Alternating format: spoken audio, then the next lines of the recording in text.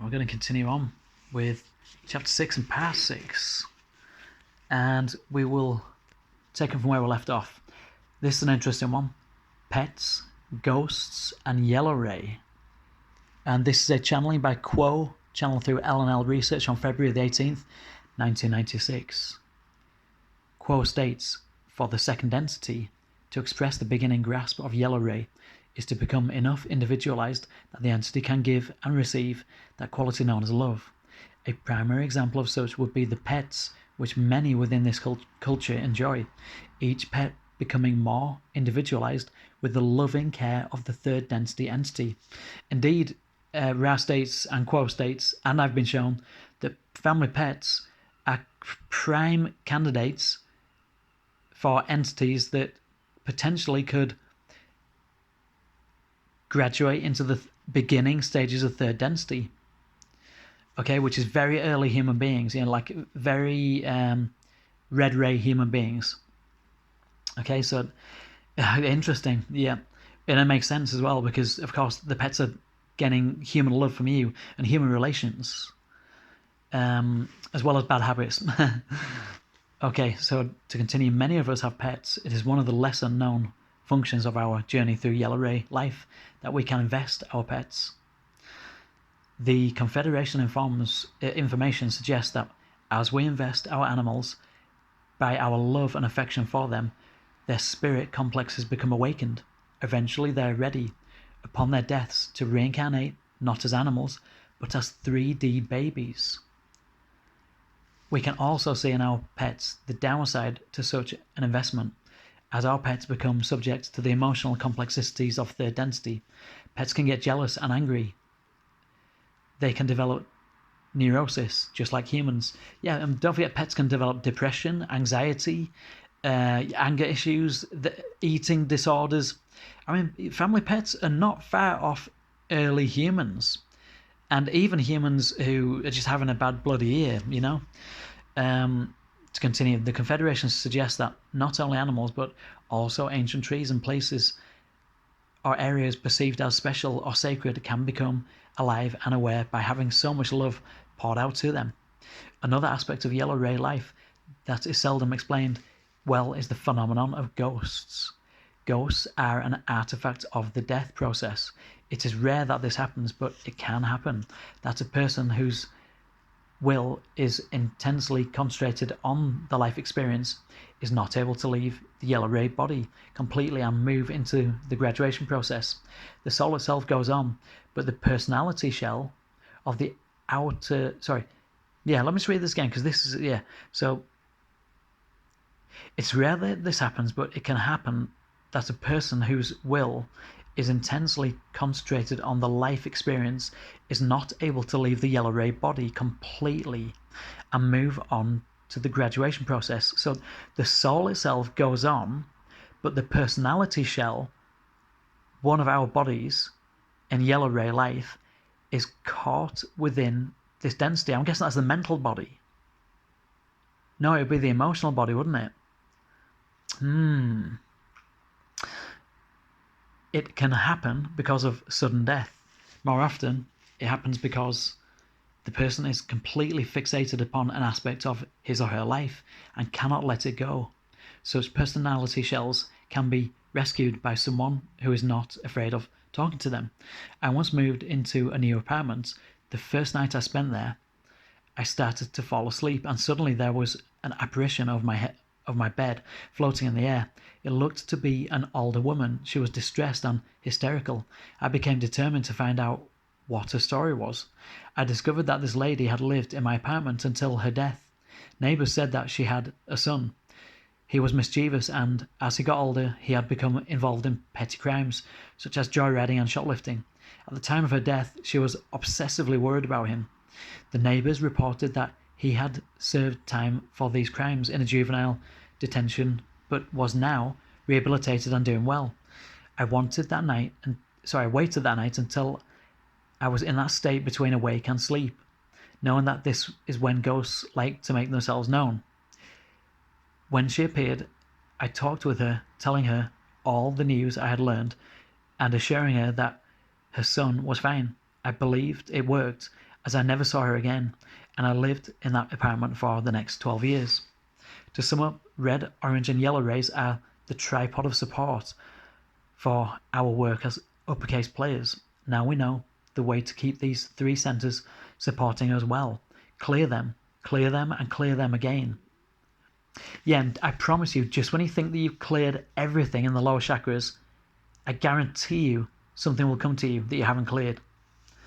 It's incredible what we store up from those first 7 years in particular, and early childhood, up until we're like 12, 13, 14, 15. Things that we shelve away in the back of our mind, in the back of our consciousness. To continue, coming up next is our discussion of the central energy center, the green ray, the heart chakra. For positively polarized uppercase players, opening our hearts is the central spiritual work for our existence here on Earth. It moves us finally from having the vibratory characteristics of great apes who are smart to having the vibes of spiritual beings who happen to wear human bodies at this time. In other words, spirit dressed in human clothes. So I thought that was another great chapter from Carla. We may as well continue on to chapter 7, the green ray energy center, the outer courtyard of the heart. This is a quote channeling through LNL research on January the 3rd, 2006. The outward courtyard of the heart. Quo states, to the untortured eye, there would seem to be a unified and holistic heart that awaits the one who approaches the gateway to the open heart. However, in point of facts, the heart chakra has two distinct levels. We would call them the outer courtyard of the heart and the inner sanctum of the heart. I've channeled about this. You come into the outer courtyard of your own heart when you are ready at last to face your shadow self. Whatever you have not yet recognized or developed within your full personality meets you in the courtyard of the open heart. It is here that you will find your shadow self. In order to enter the inner sanctum of your own heart, you must do the work of greeting, understanding, accepting, feeling compassion for, and eventually redeeming every bit of undeveloped light that is a part of yourself. In other words, you have to face your shadow self. You have to accept your shadow self, but then you have to transform your shadow self, or transmute, as Saint Germain comes through and says, transmute the shadow self into the light. And Saint Germain says, when you shine the light of the great central sun onto a shadow, what happens? The shadow disappears. It doesn't disappear, but it's actually transmuted into light. Okay, so a shadow is just the lack of light. So to continue, in the last 3 chapters, as we have discussed the red, orange, and yellow ray chakras, we have repeatedly emphasized the need to keep the energy body's pipeline to the heart clear. Our object is to secure a continuous flow, full flow of the Creator's infinite love light energy into our heart chakras. In the early years of my study of the Confederation material, my impression was that they were suggesting that once we achieved full energy into the heart chakra, we could rest in the cathedral of our open hearts without further effort. It doesn't work like that. But further questioning of the Confederation sources on this point has revealed that there are lions guarding the entrance to the open heart, protecting it from our premature entry. We, uppercase players, have one more hurdle to cross before we can enter the open heart. That hurdle is the outer courtyard of the heart chakra. When I hear the term outer courtyard of the heart, I think of photographs I've seen of St. Mark's Cathedral in Venice, as seen from the vast plaza that fronts it, with thousands of pigeons pecking at the crumbs left by tourists, begun in CE 829 and first attaining most of its present form in 1071. It houses the bones of St. Mark and was the Venetian Doge chapel until 1797, when Napoleon forced the last Doge, Ludovico Manning from Office. I think I'm literally butchering these names, but I'm doing my best. It became the Cathedral of Venice in 1807.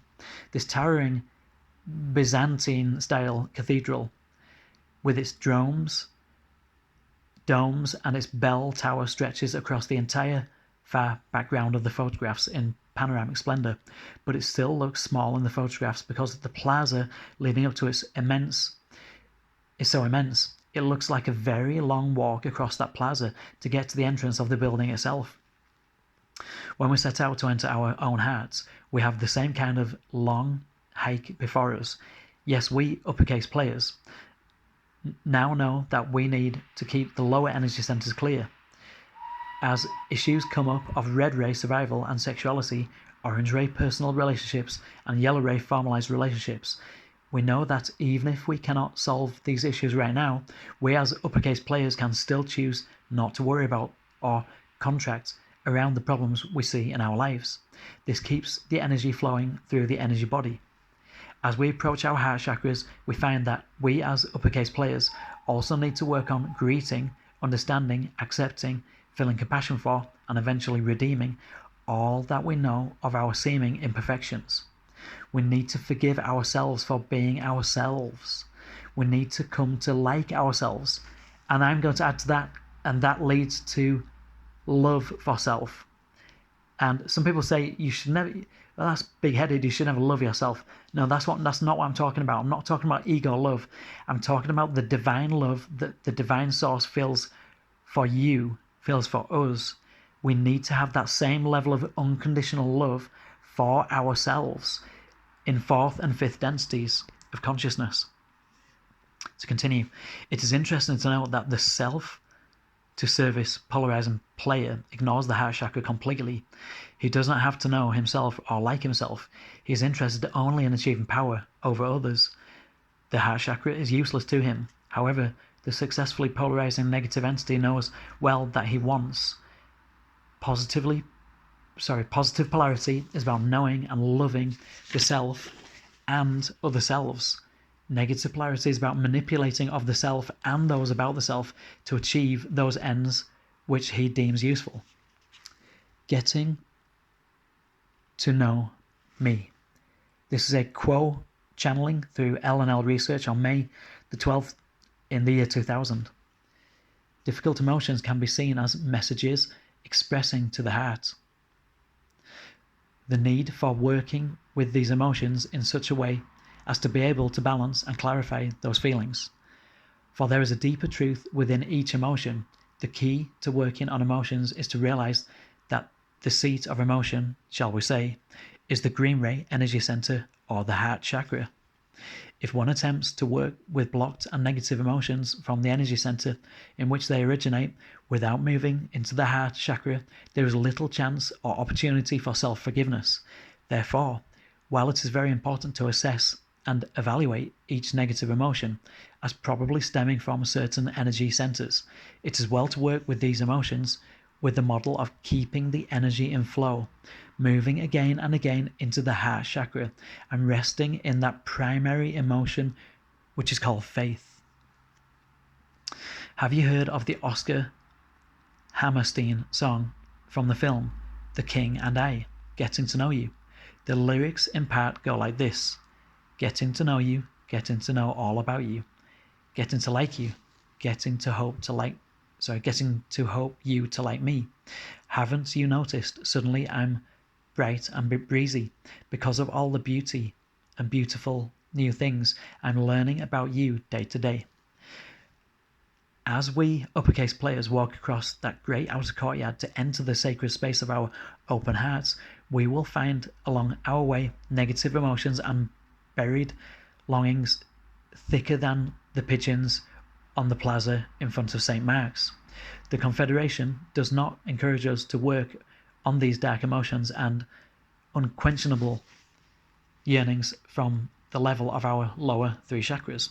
It urges us to engage in coming to understand these feelings from the level of the heart chakra. We will engage in a more detailed discussions of life, work, lower chakra problems in Living the Law of One 102, the outer work. And we're going to have to stop there.